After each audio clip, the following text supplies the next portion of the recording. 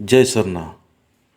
करम पूर्व संध्या समारोह बेड़ो रांची में 15/9/2021 को हमारे आदिवासी समाज का जो सबसे बड़ा त्यौहार करम त्यौहार है।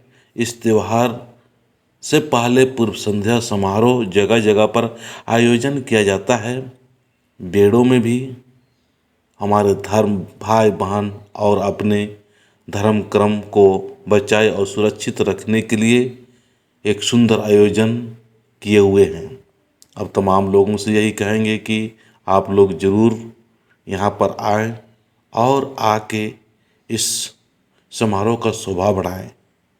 ये सुबह 8 बजे से शुरुआत हो जाएगा और रात भर भी ये प्रोग्राम चलेगा। इसीलिए आप सभी से सूचित किया जाता है, वहाँ पर खाने पीने का भी व्यवस्था किया गया है। बाकी आप लोग इसमें जो मोबाइल नंबर है, इस मोबाइल नंबर से आप संपर्क करके आप पूछ सकते हैं।